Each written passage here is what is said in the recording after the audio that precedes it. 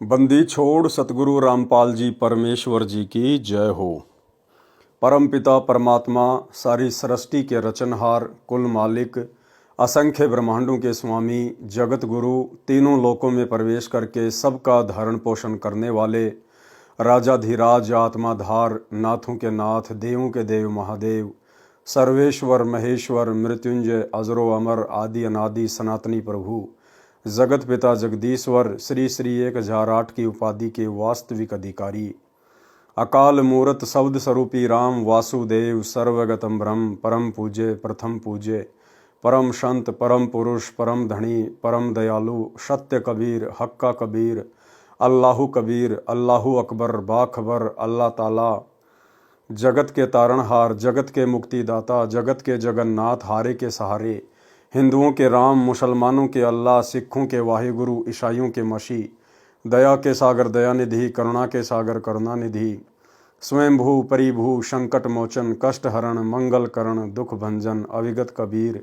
निर्विकार निर्विषम परमात्मा, अलय अलेख सतगुरु, आदि अनादि सतगुरु, असली मर्यादा पुरुषोत्तम, असली राम, असली कृष्ण, असली घनश्याम, असली मुरारी, राजाओं के राजा, महाराजाओं के महाराजा, शहंशाहों के शहंशाह, सम्राटों के सम्राट, भगवानों के भगवान, अल्लाहों के अल्लाह, प्रभुओं के प्रभु, मसीहाओं के मसीह, सच्चे वाहिगुरु, बाबाओं के बाबा, पीरों के पीर, सेठों के सेठ, जगत सेठ, सावड़सा सेठ, सर्वगुण संपन्न, अनंत कोटि कलाओं के स्वामी, अनंत कोटि ब्रह्मांडों के नायक, योगियों में महायोगी, ध्यानियों में महाध्यानी, सिद्धों में परम सिद्ध, ज्ञानियों में तत्वज्ञानी, ब्रह्म ज्ञानी, महाज्ञानी, परम ज्ञानी, सर्वश्रेष्ठ ज्ञानी, विज्ञानी, युवा कबीर, समरथ कबीर, असमवात, अमित ओजा, सच्चे रहनुमा, करीम अल्लाह, सुभान अल्लाह, दुनिया के अंतिम पैगंबर।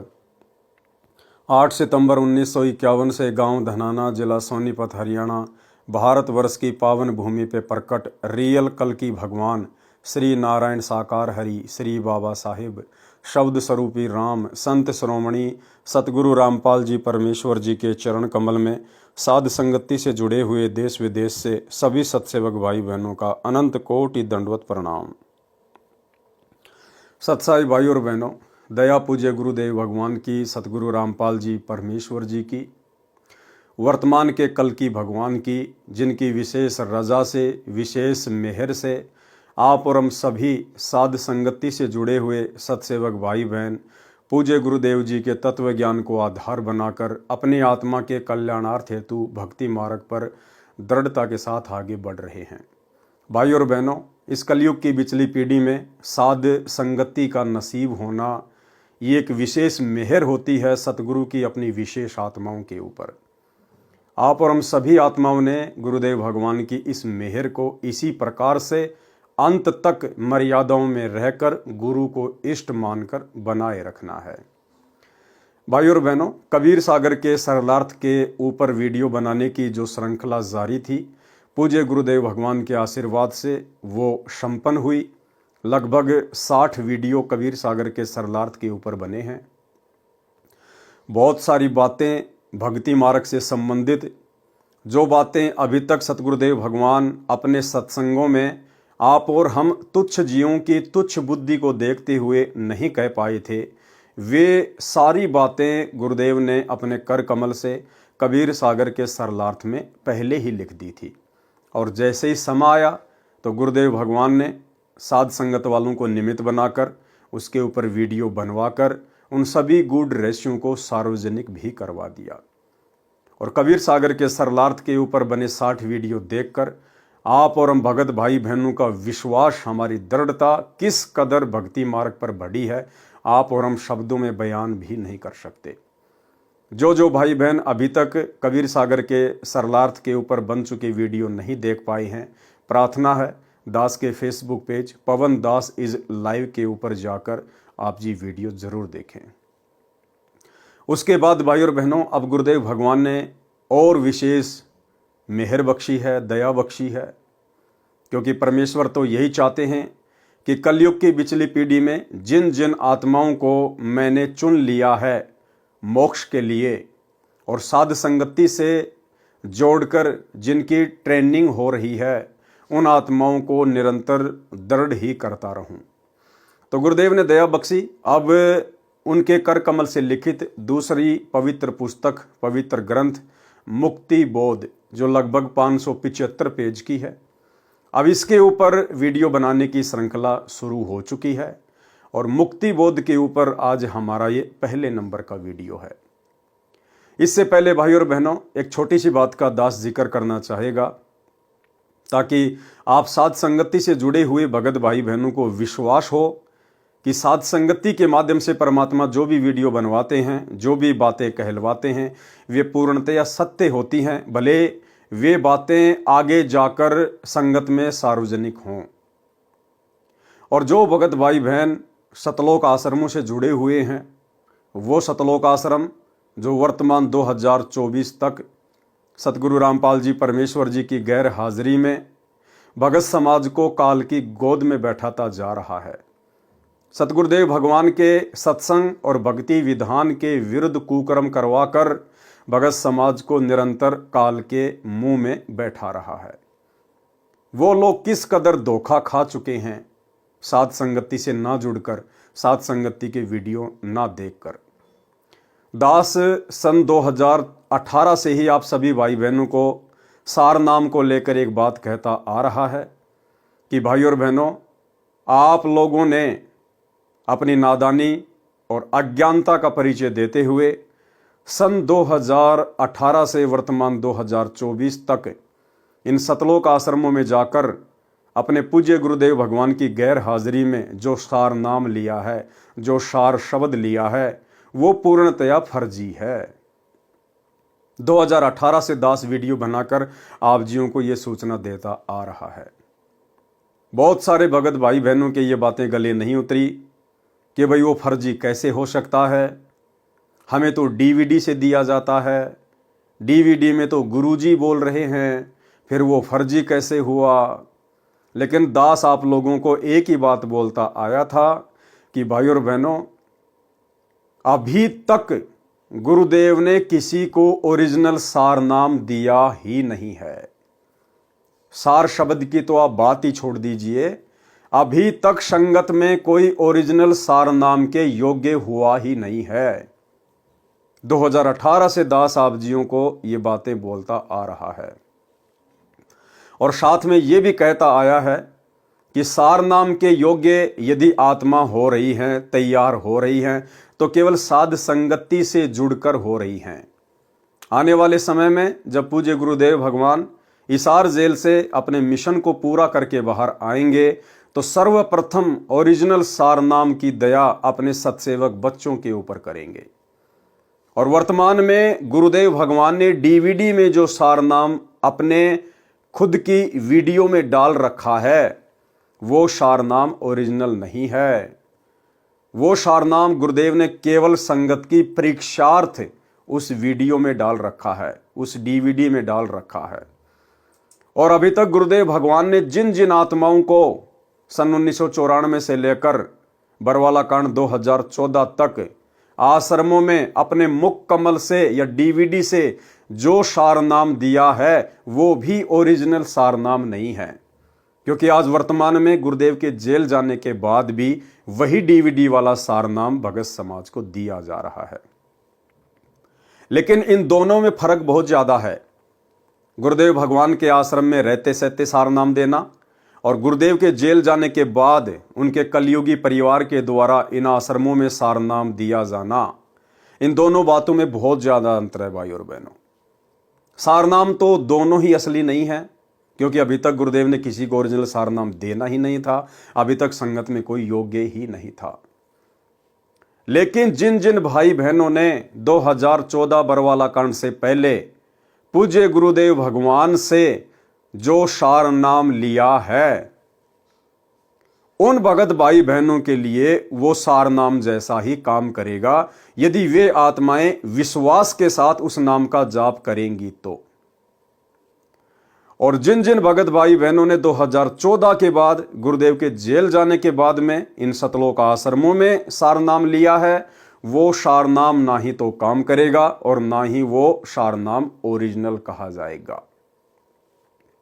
इसलिए आज का यह मेरा वीडियो उन भाई बहनों की आंखें खोलने के लिए है, विशेषकर जो भाई बहन गुरुदेव के जेल जाने के बाद में सारनाम ले चुके हैं, क्योंकि ये आप लोगों की परीक्षा थी।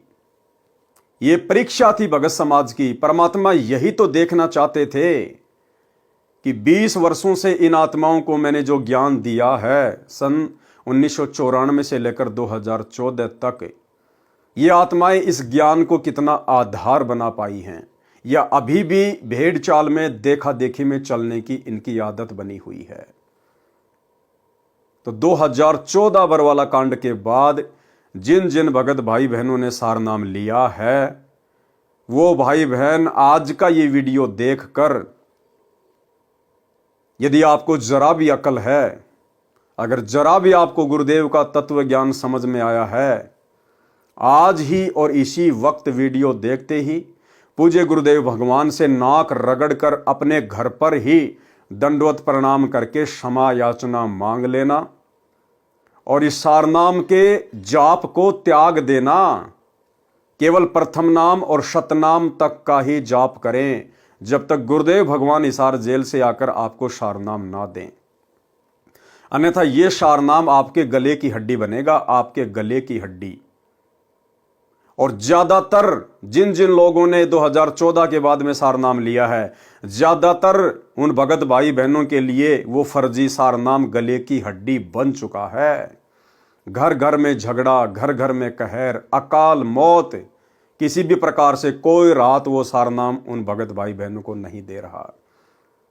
जितनी अच्छी प्रकार से भक्ति वो सतनाम लेकर कर रहे थे, इन शतलोक आश्रमों से वो फर्जी सारनाम लेकर अब उनके प्रथम नाम की और शतनाम की भी वो भक्ति नहीं बन पा रही है, क्योंकि मर्यादा खंडित हो चुकी है। अविश्वास प्रदर्शित कर दिया आपने अपने गुरु के ऊपर।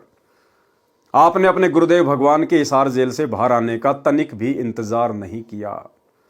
ये आपका अपने गुरुदेव के प्रति अविश्वास को दर्शाता है, अविश्वास को। अब आपको बताएंगे कि वो सारनाम नकली कैसे है, क्यों दास पिछले 7 वर्षों से 6 वर्षों से उसको नकली बता रहा है। अब आपको पूज्य गुरुदेव भगवान के मुख कमल से, सतगुरु रामपाल जी परमेश्वर जी के मुख कमल से आपको सुनाएंगे कि जो सारनाम वर्तमान में उनके जेल जाने के बाद में भगत समाज को दिया है, वो सारनाम फर्जी है, ओरिजिनल नहीं है।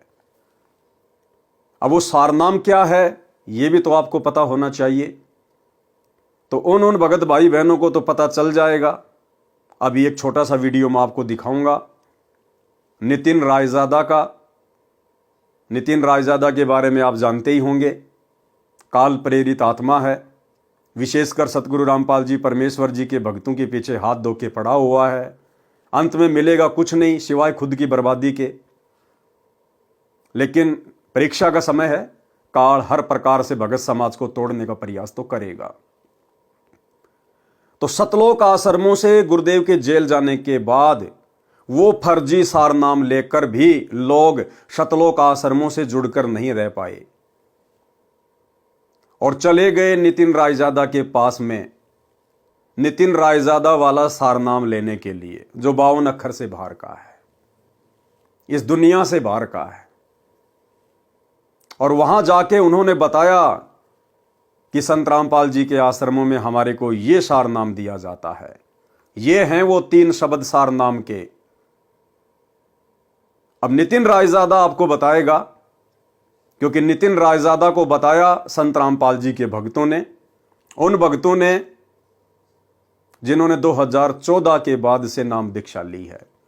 और भाई और बहनों, 2014 के बाद जो लोग जुड़े हैं, दास पहले से कहता आ रहा है कि हम उनको भगत नहीं कह सकते, हम उनको संत रामपाल जी के भगत की कैटेगरी में खड़ा नहीं कर सकते, क्योंकि 2014 के बाद तो संत रामपाल जी जेल में चले गए।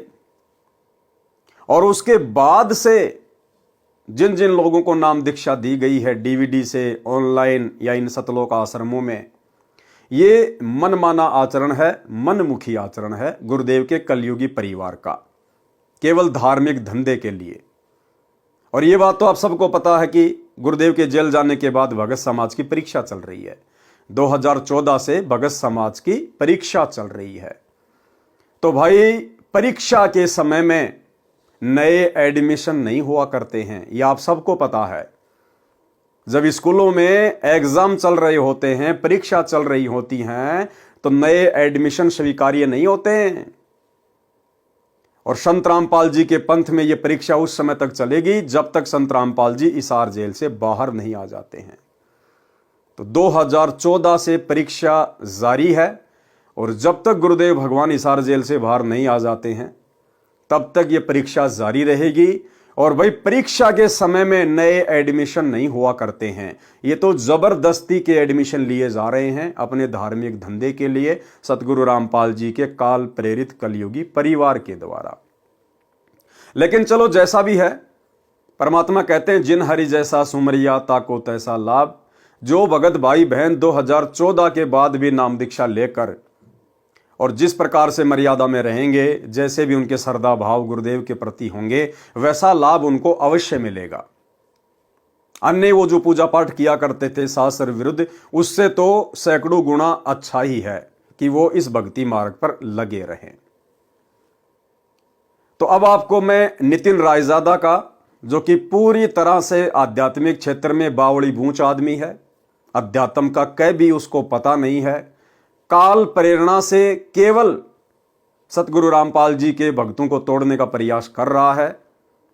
और संत रामपाल जी भी यही चाहते थे, तभी तो वो हिसार जेल में जाके बैठे हैं। भगत समाज की परीक्षा शुरू हुई है कि इतना ज्ञान देने के बाद भी यदि मेरे भक्ति मार्ग में थोड़ा बहुत भी जो कचरा बचा हुआ है वो मेरे जेल से बाहर आने से पहले पहले बाहर निकल जाए तो बेहतर है। तो ये तो कचरा है, गंदगी है, इसको तो वैसे भी परमात्मा ने बाहर ही निकालना था, कारण चाहे कुछ भी बनाओ। तो नितिन रायजादा तो संत रामपाल जी के भक्ति मार्ग का जो कचरा है, जो गंदगी है, उसको इकट्ठी कर रहा है। तो जो जो लोग इन सतलोक आश्रमों से सार नाम लेकर, सार शब्द लेकर, क्योंकि सार नाम सार शब्द जैसे ही आपने लिया सतलोक आश्रमों से गुरुदेव के जेल जाने के बाद, उसी समय आपकी मर्यादा टूट गई, क्योंकि आपने अपने गुरुदेव के ऊपर अविश्वास प्रकट कर दिया। और जैसे मर्यादा टूटी उसके बाद आपका हाल तो बुरा होना ही है, किसी का पहले, किसी का 2 दिन बाद में। तो किसी को विशेष लाभ कोई हुआ नहीं, तो लोगों ने भक्ति में दोष निकाल के और नितिन रायजादा की शरण ग्रहण कर ली। और भाई जब नितिन रायजादा उनका नया गुरु बन गया तो गुरु से कुछ छुपाया थोड़ी जाता है। जैसे जैसे उनके काल प्रेरित नकली गुरु ने पूछा, वैसा वैसा उन भक्तों ने वहां जाके बता दिया कि जी मैंने सिंहपुरा से सार नाम लिया था, मैंने धनाना आश्रम से सार नाम लिया था, मैंने राजस्थान के सोजत से लिया था, और जी ये हैं वो 3 मंत्र सार नाम के और सार शब्द के। तो भाई और बहनों, सबसे पहले मैं आपको नितिन रायजादा का एक छोटा सा वीडियो दिखाऊंगा ताकि आपको ये यकीन हो जाए कि हाँ, वर्तमान में सतगुरु रामपाल जी के इन फर्जी सतलोक आश्रमों में उनके परिवार के द्वारा, आश्रम संचालकों के द्वारा कौन सा सार नाम दिया जाता है। उसके बाद आपको बताएंगे ये कितना असली है और कितना फर्जी है। तो सबसे पहले आपको मैं एक वीडियो दिखाता हूं, आप इस वीडियो को ध्यान से देखिएगा भाई और बहनों। और मेरे द्वारा ये जो वीडियो चलाया जा रहा है, ये इस मूर्ख प्राणी की कोई जो है प्रसिद्धि के लिए नहीं चलाया जा रहा, केवल आप भगत भाई बहनों की आंखें खोलने के लिए, आपको सत्य से परिचित करवाने के लिए। तो क्या है वो सार नाम जो भक्तों ने जाकर फिर इसको बताया कि हमारे को डीवीडी से ये 3 मंत्र दिए गए हैं, आप ध्यान से देखिएगा। और एक जमाना ऐसा था जब ये बिल्कुल डंके की चोट पे कहते थे कि सच्चा गुरु वो होता है जो 3 बार में नाम देता है, 3 बार में नाम देने वाला पूर्ण गुरु होता है। और आज इन लोग की ऐसी हालत हो गई है कि मेरे 10 बार पूछने पर भी ये लिख नहीं सकते कि मेरे गुरुजी कितनी बार में नाम दीक्षा देते। देखो एक बार फिर आ गया मैसेज चंद्रभान जी का, कह रहे हैं संत रामपाल जी महाराज 3 बार में नाम दीक्षा देते हैं जैसा गीता में लिखा है। आओ तुम्हें गिनवा देते हैं। अब ऊंट पहाड़ के नीचे आ ही गया है तो उसको उसकी ऊंचाई दिखाई देते हैं। आ जाओ। जब आप पहली बार दीक्षा लेने जाते हो तो आपको वहां पर क्या नाम मिलता है? सत सुकृत अविगत कबीर ओम ओम ओम ओम कलिंग कलिंग कलिंग कलिंग हरिंग हरिंग हरिंग हरिंग श्रिंग श्रिंग श्रिंग सों सों। ये होगी पहली दीक्षा। अब दूसरी दीक्षा क्या होती है वहां पे, जब आप 4 महीने के बाद जाते हो, सबसे पहले 4 महीने क्या करना है, 4 हाजिरियां लगानी है। कहां पर? हिसार जेल में, जहां पर पुलिस वालों के डंडे बरसेंगे आपके ऊपर।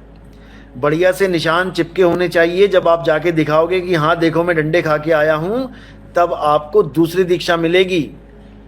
जब आप वहां जाके दिखाते हो कि हाँ मैंने देखो मेरे पीठ पे डंडों के निशान देखो, मेरे पिछवाड़े पे डंडे के निशान देखो, तब आप समझ जाओ कि अब आपको दूसरी दीक्षा मिलेगी। और दूसरी दीक्षा में क्या मिलेगी, क्योंकि आप डंडे खा के जब भागे हो वहां पे, तो आपकी सांस चढ़ी है, बहुत ज्यादा सांस चढ़ती है, तो आपको श्वासों पे ही दीक्षा मिल जाती है कि जल्दी ज्यादा सांस आ रही जा रही, तो इस पे जल्दी जल्दी ओम सोहम रटो, तो आपका नाम जल्दी जल्दी चलेगा, भक्ति जल्दी पूरी होगी। तो जब श्वास तो जब सांस आपकी बाहर निकलती है, तो आपने ओम बोलना है मन में श्वासों पे। और जब आपकी सांस बाहर निकलेगी तब ओम बोलना है, और जब आपकी सांस अंदर जाएगी तो सोहम करना है।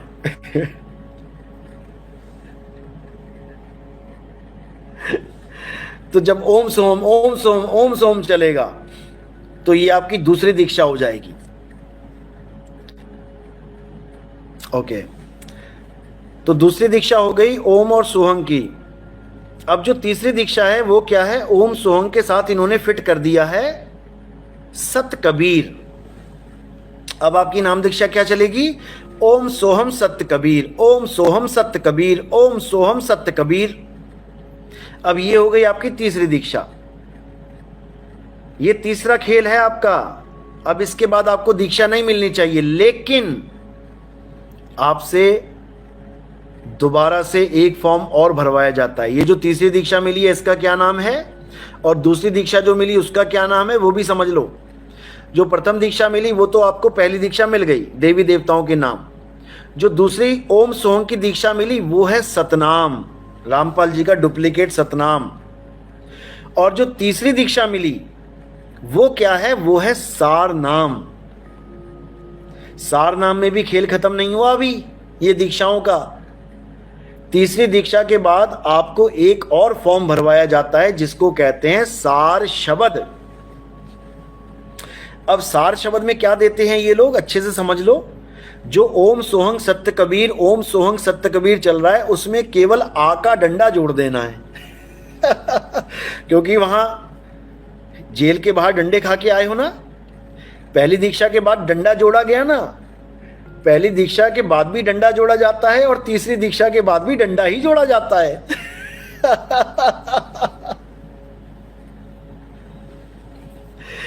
कबीर के साथ केवल आ का डंडा जोड़ के कबीरा बना देना है, बस हो गया। ओम सोहम सत्य कबीरा, ओम सोहम सत्य कबीरा, ओम सोहम सत्य कबीरा।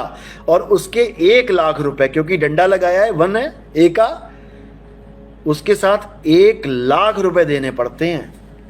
1 लाख रुपए का संकल्प है सार शब्द की दीक्षा में। लेने जाओगे ना तब समझ में आएगा, अभी नहीं आता। लाख रुपया देने के बाद। तो भाई और बहनों, आपने वीडियो देखा। हमने इस बौड़ी बूंच आदमी की, काले एजेंट की और किसी बात पे ध्यान नहीं देना है। बाकी सब इसकी बकवास हैं। हमने केवल ध्यान ये देना है कि सतलोक आश्रमों से डीवीडी से सार नाम लेकर बरवाला कांड के बाद जो लोग इसके पास गए हैं, उन लोगों ने जाके बताया कि ये सार नाम है और ये सार शब्द है। और जिन जिन लाखों भगत भाई बहनों को सतलोक आश्रमों से सार नाम मिल चुका है, जो ये वीडियो देख रहे हैं, उनको भी अच्छे से पता है कि यही वो नाम है जो आपको इन आश्रमों में दिए जाते हैं। तो ये वीडियो मेरा दिखाने का केवल एक मकसद यही था कि आपको ये पता चल जाए कि वो मंत्र क्या हैं जो वर्तमान में इन सतलोक आश्रमों में दीक्षा के रूप में दिए जा रहे हैं।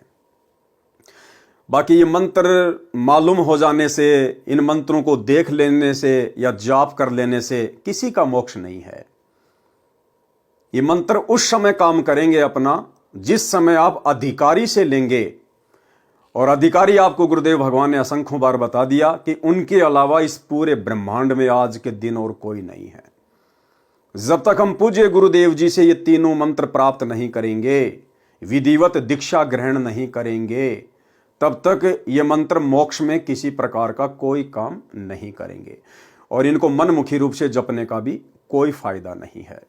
तो आपको बस मंत्रों के बारे में मुझे बताना था कि वो मंत्र क्या हैं। अब भाई और बहनों, आपको आगे लेके चलता हूं, पूज्य गुरुदेव का एक छोटा सा वीडियो दिखाता हूं आपको।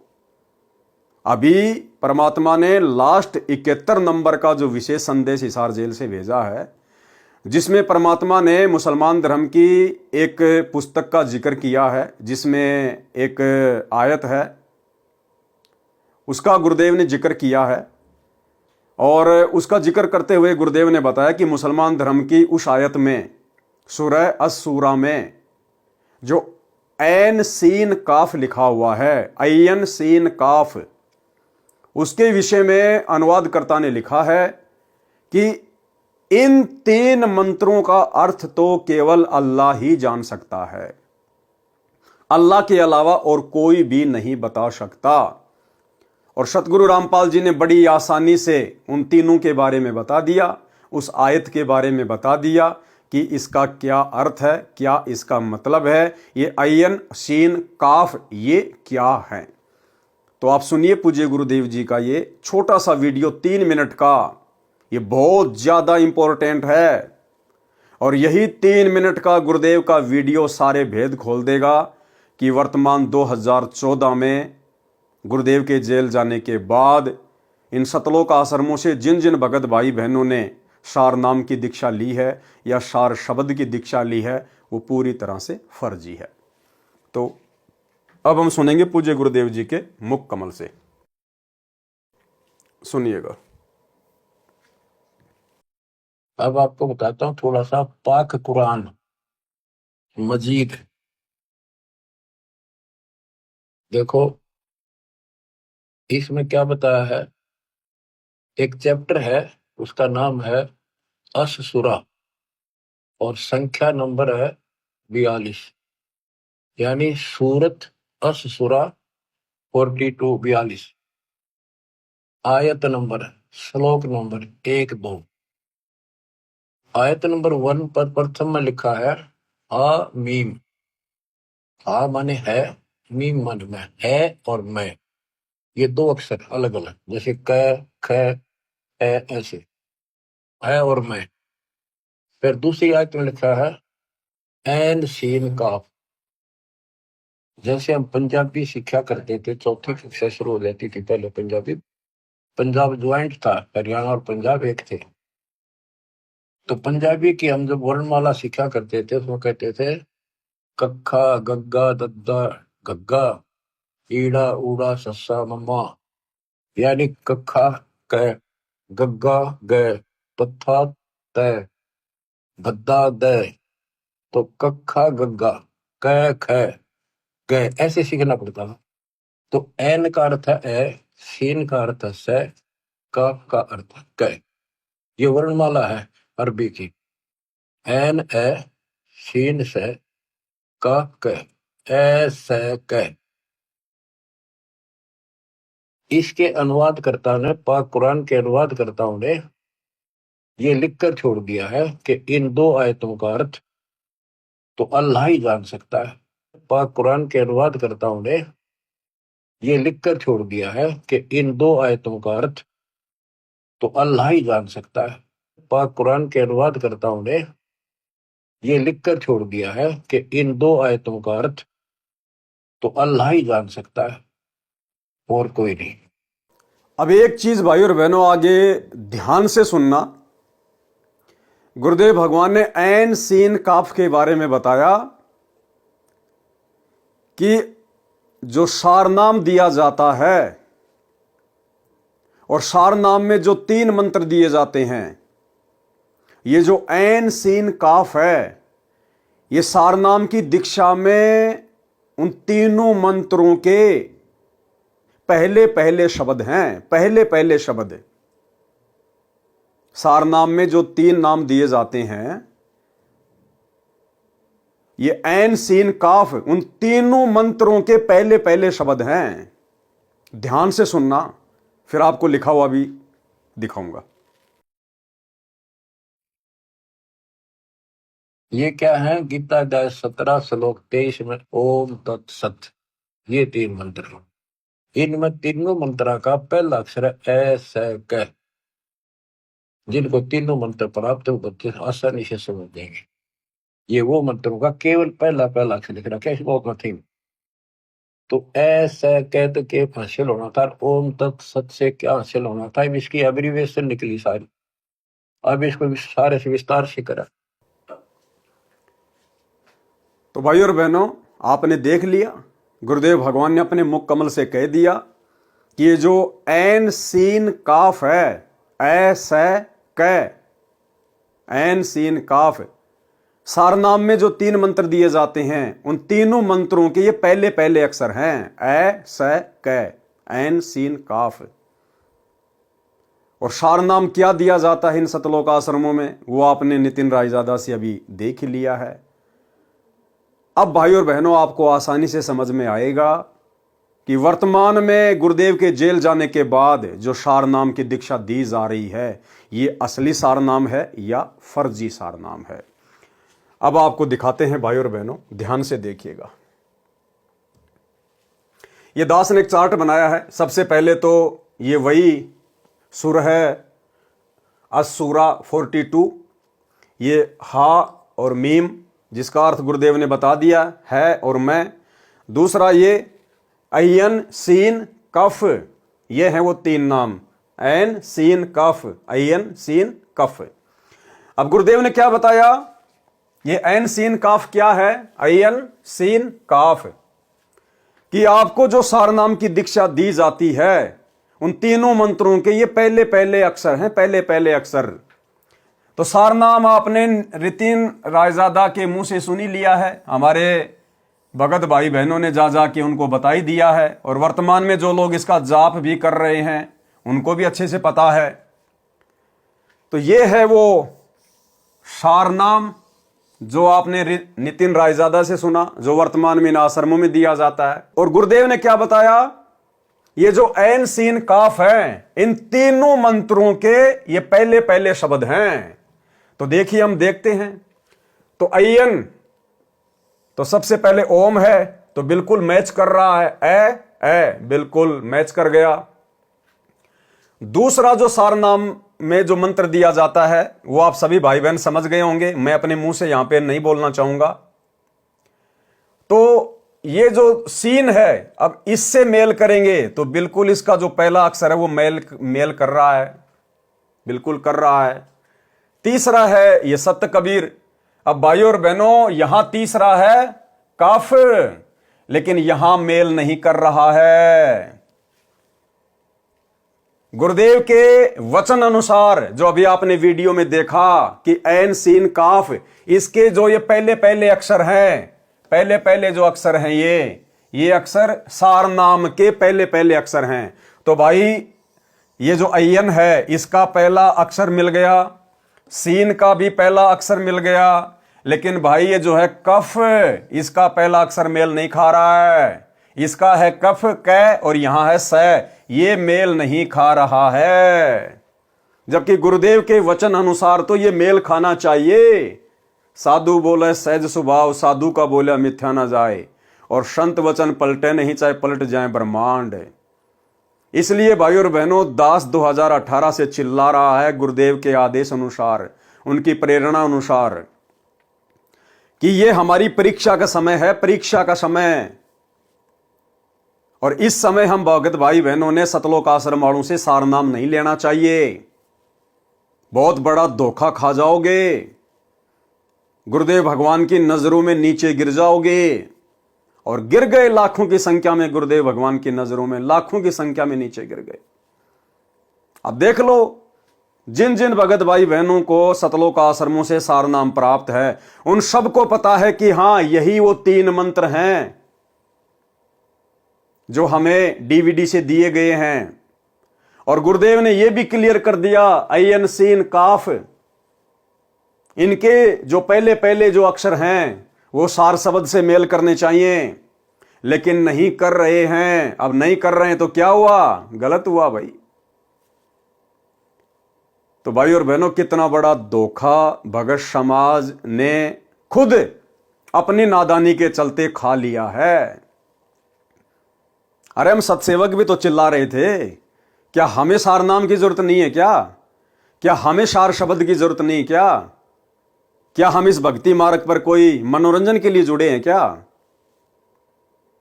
लेकिन हमने गुरुदेव के ज्ञान को आधार बनाया, हमने गुरुदेव भगवान का इंतजार करना उचित समझा कि यह भक्ति मार्ग है।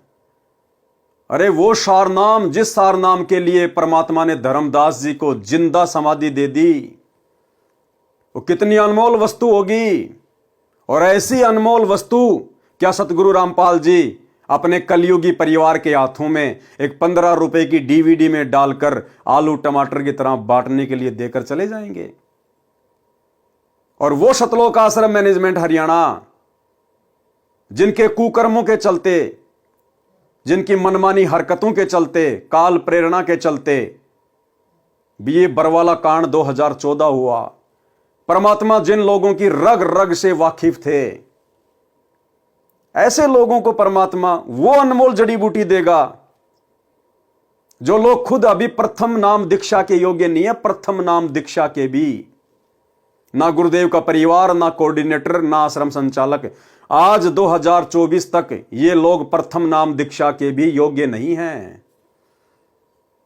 और वो सार नाम जिसको देने के लिए परमात्मा सतलोक से चलकर स्वयं आता है, वो सार नाम ऐसे इन 2 कोटि के जीवों के हाथों में देगा परमात्मा, जिन्होंने अपनी मनमानी हरकतों के चलते अपने गुरु भगवान को हिसार जेल में बैठने को मजबूर कर दिया। इसलिए हम सत्सेवक भाई बहन चिल्ला रहे थे कि ये सार नाम ओरिजिनल नहीं है। हां, भले ही गुरुदेव ने अपना वीडियो बनाकर डीवीडी में डाल दिया, लेकिन भगत समाज की परीक्षा के लिए गुरुदेव ने जिन जिन लोगों को यह नाम दिया है हिसार जेल जाने से पहले, भाई उनको तो विश्वास के साथ इसी को सार नाम समझकर जाप करते रहना चाहिए। यदि उन लोगों के मन में जरा भी दोष पैदा हो गया मेरे इस वीडियो को देखकर,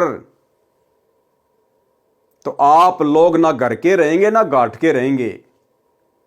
आप लोगों को कोई शंका नहीं करनी चाहिए, क्योंकि आपको तो आपके गुरु ने दिया है, आपके भगवान ने दिया है। और गुरु भगवान चाहे जो मर्जी मंत्र दे दे, जो मर्जी नाम दे दे, अगर गुरु ने दिया है तो आपके लिए वो सार नाम ही है, सार शब्द ही है। आपने तो केवल मर्यादा में रहकर विश्वास के साथ में जो विधि आपके गुरु ने बताई, आपने तो केवल सुमरण करना है। आप लोगों ने दोष नहीं पालना अपने मन में। ये गलती कर दी उन लोगों ने जिन्होंने इस परीक्षा के समय में 2014 के बाद में ये सार नाम ले लिया है। ये उन लोगों की सबसे बड़ी गलती है। तो भाई और बहनों, हाथ कंगन को आरसी क्या, पढ़े लिखे को फारसी क्या। जैसा गुरुदेव भगवान ने बताया, दास ने एज इट इज आपको वैसा ही प्रैक्टिकल करके दिखा दिया। और यही वो 3 मंत्र हैं। ये है सतनाम, इसके आगे 2 शब्द और हैं, आप सभी भाई बहनों को अच्छे से पता है। तो बिल्कुल एन से ये मैच कर रहा है, आईएन से मैच कर रहा है। ये पहला अक्षर ए, इसका भी पहला अक्षर है। सीन, इसका पहला अक्षर स, इसका भी पहला अक्षर स। और ये कै, भाई इसका पहला अक्षर मेल नहीं खा रहा, पहला अक्षर यहां पर स आ रहा है और यहां कै, इसलिए ये ओरिजिनल सार नाम नहीं है। इसलिए भाई और बहनों, विनती करूंगा, प्रार्थना करूंगा, अभी भी समय है। जो भगत भाई बहन लाखों की संख्या में काल के शिकार हो चुके हैं, काल के षड्यंत्र के शिकार हो चुके हैं, जिन्होंने गुरुदेव के जेल जाने के बाद में अपनी नादानी दिखाई, अपनी अज्ञानता दिखाई और जल्दबाजी में, देखा देखी में, और पहुंच गए सतलोक आश्रमों में लेके अपने नाम दीक्षा का फॉर्म।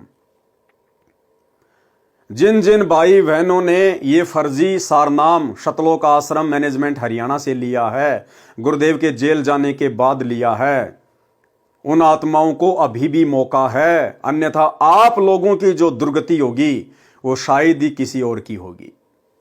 क्योंकि आपने सबसे बड़ा विश्वासघात किया अपने गुरुदेव के साथ, सबसे बड़ा विश्वासघात। अरे कौन दे सकता है सारनाम? इस धरती पर तो कोई प्रथम नाम देने का भी अधिकारी नहीं है, प्रथम नाम देने का अधिकारी भी वो भी परमात्मा ने स्वयं माना पड़ता है। और सार नाम, सार शब्द, और आप लोगों ने अपने जैसे 2 कोड़ी के जीवों से ले लिया। फिर भगवान क्यों आया धरती पे? अरे जब सार नाम सार शब्द भगत ही भगत को दे रहा है तो भगवान क्या भेड़ बकरियां चराने आया यहां पर सतलोक से? जरा भी दिमाग नहीं लगाया तुम लोगों ने। ये थी परीक्षा, अभी भी समय है। गुरुदेव भगवान से नाक रगड़ रगड़ के अगर बात समझ में आई है तो अपने घर पर ही नाक रगड़ रगड़ के गुरुदेव से समायाचना कीजिए, रो रो के, कि परमात्मा नादान हूं, ये बंदी छोड़, 2 कोड़ी का तुच्छ जीव हूं मालिक, क्षमा करना, पापी आत्मा हूं, बंदी छोड़, बहुत बड़ी गलती हो गई, आगे से ध्यान रखूंगा परमात्मा। और आज ही मैं इस सार नाम का जाप करना छोड़ रहा हूं, केवल प्रथम नाम और शतनाम का ही स्मरण करूंगा। और गुरुदेव जब तक आप हिसार जेल से बाहर नहीं आ जाते हैं अपनी लीला पूरी करके, तब तक मैं किसी भी सतलोक आश्रम में नहीं जाऊंगा, कहीं भी ज्योति पाठ और दान का पैसा नहीं दूंगा, किसी के भी बहकावे में नहीं आऊंगा। सात संगति से जुड़कर अपने घर को आश्रम बनाकर, ज्ञान को आधार बनाकर अपनी भक्ति करूंगा। हो सकता है परमात्मा आपकी सुन ले, बाकी दूसरा कोई चारा नहीं है। भाई और बहनों, गलतफहमी में ना रहना। हवा निकल गई है हजारों की संख्या में उन भगत भाई बहनों की, दुर्गतियां हो रही हैं जिन्होंने ये फर्जी सार नाम ले लिए। तो ये आप लोगों को दिखाना था, उम्मीद करूंगा बात समझ में आ गई होगी। अब भाई और बहनों, हम आगे बढ़ते हैं आज के अपने मुख्य टॉपिक के ऊपर। पवित्र ग्रंथ मुक्ति बोध जो पूज्य गुरुदेव जी ने अपने कर कमल से लिखी है, आप और हमारे सामने है, आप और हमारे हाथों में है। आज इसका ये पहला वीडियो हम गुरुदेव भगवान के विशेष आशीर्वाद से बनाने जा रहे हैं। और भाई और बहनों, कोई भी धर्म ग्रंथ होता है, कोई भी पुस्तक होती है, शुरुआत के 2, 4, 5 वीडियो केवल उसकी भूमिका बनाते हैं, केवल भूमिका। जैसे हम लोग पहले फिल्में देखा करते थे 3 घंटे की, तो आधी घंटे की तो भूमिका बनती थी, कुछ विशेष समझ में नहीं आता था। इसी प्रकार से कोई भी ग्रंथ, कोई भी पुस्तक होती है, शुरुआत में 10, 15, 20, 25 उसके जो पेज होते हैं वो एक प्रकार से भूमिका होती है। आप लोगों को बताया जाता है कि ये किस संदर्भ में है, कौन कौन इसके पात्र हैं, क्यों ये पुस्तक लिखी गई है। लेकिन ये पवित्र ग्रंथ मुक्ति बोध, ये आदरणीय गरीबदास जी महाराज जी का जो सदग्रंथ साहिब है, जिसमें 24,000 वाणियां हैं, ये उन वाणियों के सरलार्थ को लेकर है। यानी हमारे मतलब की जो वाणियां हैं, उन वाणियों को निकालकर, उन विषयों को निकालकर सतगुरु रामपाल जी ने आप और हमारे लिए, भगत समाज के लिए, ये पवित्र ग्रंथ अपने कर कमल से लिखकर हमें दिया है। और इसमें सबसे पहले आदरणीय गरीबदास जी महाराज जी की महिमा है, उनके विषय में लिखा हुआ है।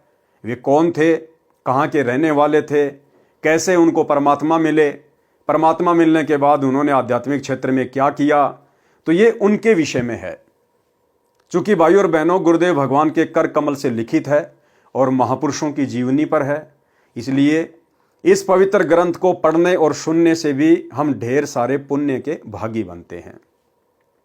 और जितना हम इन महापुरुषों की जीवनी को पढ़ेंगे, हमें उतना ही फायदा है, उतना ही लाभ है।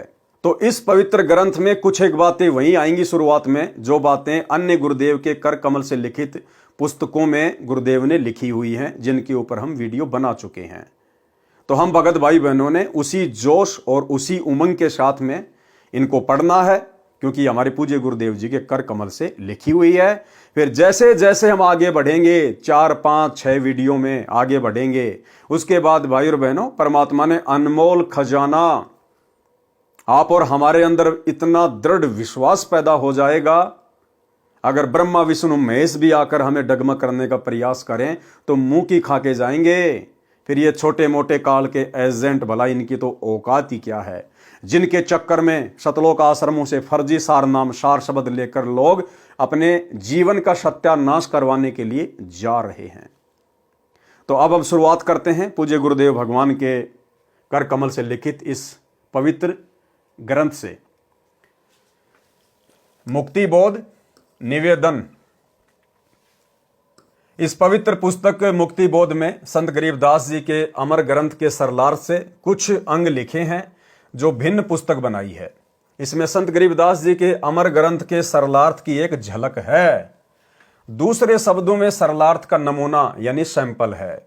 जैसे कुएं से एक बाल्टी जल निकालकर उसे पीकर जांचा जाता है कि मीठा है या खारा है।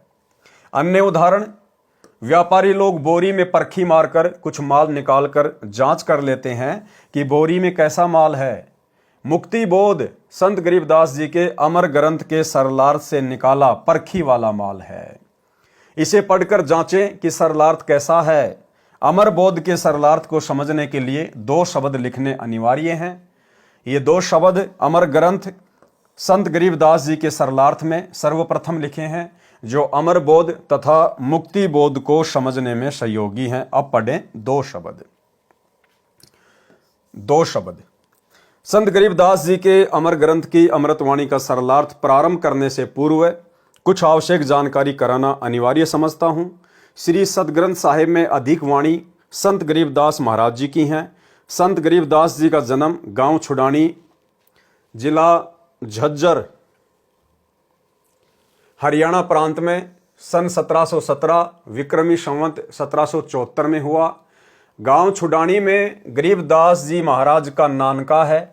ये गांव करोथा, जिला रोहतक, हरियाणा के रहने वाले धनखड़ गोत्र के थे। इनके पिता श्री बलराम जी का विवाह गांव छुडानी में श्री शिवलाल सिहाग की बेटी रानी देवी से हुआ था। श्री शिवलाल जी का कोई पुत्र नहीं था, इसलिए श्री बलराम जी को घर जमाई रख लिया था। गांव छुडानी में रहते 12 वर्ष हो गए थे, तब संत गरीबदास जी महाराज जी का जन्म गांव छुडानी में हुआ था। श्री शिवलाल जी के पास 2500 बीघा, बड़ा बीघा जो वर्तमान के बीघा से 2.75 गुना बड़ा होता था, इतनी जमीन थी, जिसके वर्तमान में 1400 एकड़ जमीन बनती है। उस सारी जमीन के वारिस श्री बलराम जी हुए तथा उनके पश्चात उनके इकलौते पुत्र संत गरीबदास जी उस सर्व संपत्ति के वारिस हुए। उस समय पशु अधिक पाले जाते थे। लगभग 150 गौवें श्री बलराम जी रखते थे। उनको चराने के लिए अपने पुत्र गरीबदास जी के साथ अन्य कई पाली किराए पर ले रखे थे। वे भी गौवों को खेतों में चराने के लिए ले जाया करते थे।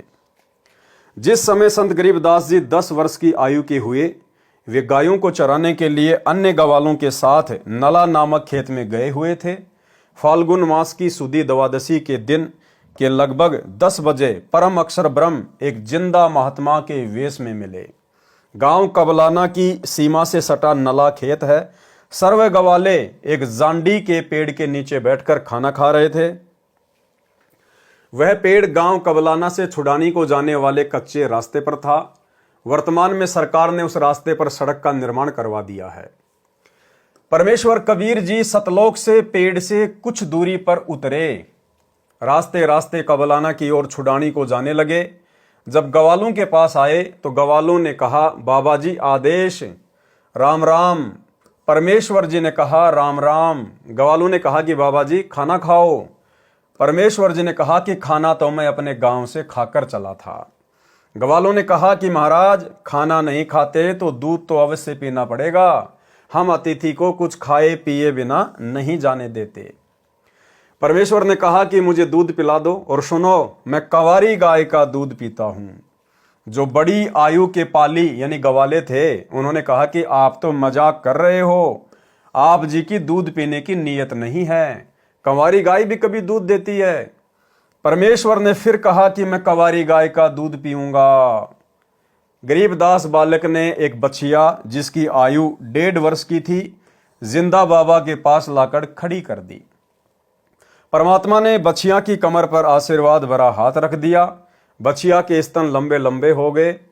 एक मिट्टी के लगभग 5 किलोग्राम की समता के पात्र बरोले को बछिया के स्तनों के नीचे रखा। स्तनों से अपने आप दूध निकलने लगा। मिट्टी का पात्र भर जाने पर दूध निकलना बंद हो गया।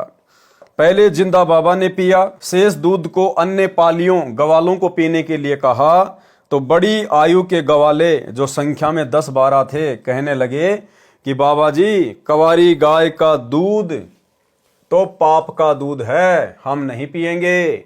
दूसरे, आप ना जाने किस जाति के हो, आपका झूठा दूध हम नहीं पिएंगे। तीसरे, ये दूध आपने जादू जंत्र करके निकाला है, हम पर जादू जंत्र का कुप्रभाव पड़ेगा। ये कहकर जिस जांडी के पेड़ के नीचे बैठे थे वहां से चले गए। दूर जाकर किसी वृक्ष के नीचे बैठ गए। तब बालक गरीबदास जी ने कहा कि हे बाबा जी, आपका झूठा दूध तो अमृत है, मुझे दीजिए। कुछ दूध बालक गरीबदास जी ने पिया। परमेश्वर जिंदा वेशधारी ने संत गरीबदास जी को ज्ञान उपदेश दिया, तत्व ज्ञान, सूक्ष्म वेद का ज्ञान बताया। संत गरीबदास जी के अधिक आग्रह करने पर परमेश्वर ने उनकी आत्मा को शरीर से अलग किया और ऊपर के रूहानी मंडलों की सैर कराई। एक ब्रह्मांड में बने सर्व लोकों को दिखाया। श्री ब्रह्मा, श्री विष्णु तथा शिव जी से मिलाया। उसके पश्चात ब्रह्मलोक तथा श्री देवी दुर्गा का लोक दिखाया।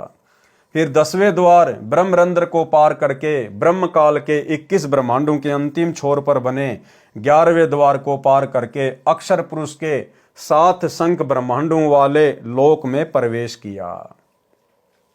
संत गरीबदास जी को सर्व ब्रह्मांड दिखाए, अक्षर पुरुष से मिलाया।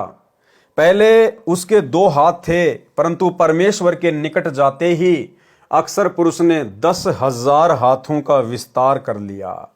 जैसे मोर पक्षी अपने पंखों को फैला लेता है, अक्षर पुरुष को जब संकट का अंदेशा होता है तब ऐसा करता है।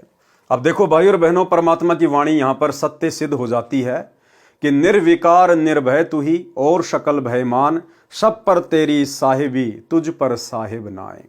कि हे कबीर परमेश्वर सतगुरु रामपाल जी, आपके अलावा इस पूरी सृष्टि में ना ही तो कोई निर्विकार है और ना ही कोई निर्भय है। अक्षर पुरुष 7 संख ब्रह्मांडों का स्वामी, 10,000 कलाओं का स्वामी।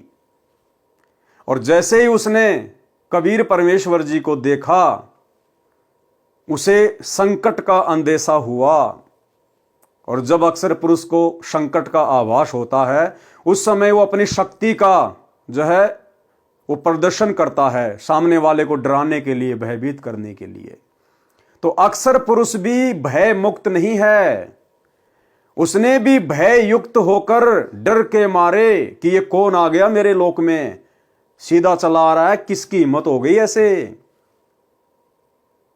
अपने ऊपर आपत्ति आती हुई देखकर और अपने 10,000 हाथों का विस्तार कर लिया, अपना विकराल शरीर बना लिया उसने, अपनी शक्ति का पूरा उसने प्रदर्शन किया। इसलिए भाई और बहनों, परमेश्वर कहते हैं निर्विकार निर्भय तू ही और शकल भयमान, और सब पर तेरी साहिबी तुझ पर साहिब नाए। तो सृष्टि में एकमात्र जो निर्विकार परमात्मा है, निर्भय परमात्मा है, सतगुरु रामपाल जी परमेश्वर जी हैं, जो यहां पर सिद्ध होता है। अपनी शक्ति का प्रदर्शन करता है, क्योंकि अक्षर पुरुष अधिक से अधिक 10,000 हाथ ही दिखा सकता है। इसके 10,000 हाथ हैं। क्षर पुरुष के यानी काल के 1,000 हाथ हैं। गीता अध्याय 10 व 11 में अपना 1,000 हाथों वाला विराट रूप दिखाया। गीता अध्याय 11 श्लोक 46 में अर्जुन ने कहा कि हे सहस्त्र बाहु, 1,000 भुजाओं वाले, अपने चतुर्भुज रूप में आइए। संत गरीबदास जी को अक्षर पुरुष के 7 संग ब्रह्मांडों के भेद बता वह आंखों दिखाकर परमेश्वर जिंदा बाबा 12वें द्वार के सामने ले गया, जो अक्षर पुरुष के लोक की सीमा पर बना है, जहां से भंवर गुफा में प्रवेश किया जाता है। जिंदा वेशधारी परमेश्वर जी ने संत गरीबदास जी को बताया कि जो 10वां द्वार यानी जो ब्रह्मरंध्र है, वो मैंने शतनाम के जाप से खोला था। जो 11वां द्वार है वह मैंने तत् तथा शत जो सांकेतिक मंत्र है उससे खोला था। अन्य किसी भी मंत्र से उन द्वारों पर लगे ताले नहीं खुलते। अब ये 12वां द्वार है, ये मैं सत शब्द यानी सारनाम से खोलूंगा। हालांकि भाई और बहनों, परमेश्वर को किसी भी मंत्र का जाप करके ये द्वार खोलने की आवश्यकता नहीं होती है, क्योंकि परमेश्वर सर्वशक्तिमान होते हैं।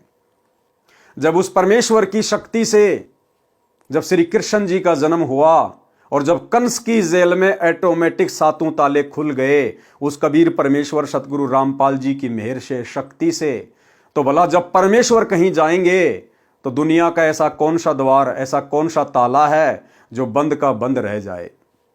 तो परमेश्वर की शक्ति से वो खुले थे। लेकिन यहां गुरुदेव भगवान ने आदरणीय गरीबदास जी महाराज जी के माध्यम से आप और हमें यह समझाना है कि जब आप ऊपर की यात्रा करोगे तो कौन सा द्वार किस मंत्र के जाप से खुलता है, किस मंत्र का जाप करना होता है, इस जानकारी के लिए गुरुदेव भगवान यहां पर ये बातें लिख रहे हैं। इसके अतिरिक्त किसी नाम के जाप से यह नहीं खुल सकता। तब परमात्मा ने मन ही मन में सार नाम का जाप किया, 12वां द्वार खुल गया और परमेश्वर जिंदा रूप में तथा संत गरीबदास जी की आत्मा भंवर गुफा में प्रवेश कर गए। फिर सतलोक में प्रवेश करके उस श्वेत गुम्मद के सामने खड़े हो गए, जिसके मध्य में सिंहासन, उर्दू में कहते हैं तकत, उसके ऊपर तेजो में श्वेत नर रूप में परम अक्षर ब्रह्म जी विराजमान थे, जिनके एक रोम यानी शरीर के बाल से इतना प्रकाश निकल रहा था जो करोड़ सूर्यों तथा इतने ही चांदों चंद्रमाओं के मिलते जुलते प्रकाश से भी अधिक था। इससे अंदाजा लग जाता है कि उस परम अक्षर ब्रह्म सत्य पुरुष जी के संपूर्ण शरीर की कितनी रोशनी होगी। सतलोक स्वयं भी हीरे की तरह प्रकाशमान है। उस प्रकाश को जो परमेश्वर जी के पवित्र शरीर से तथा उसके अमर लोक से निकल रहा है, केवल आत्मा की आंखों से यानी दिव्य दृष्टि से ही देखा जा सकता है, चरम दृष्टि से नहीं देखा जा सकता। चरम दृष्टि क्या होती है? जैसे वर्तमान में हमारी जो ये दृष्टि है, हम जो देखते हैं, इसको कहते हैं चरम दृष्टि।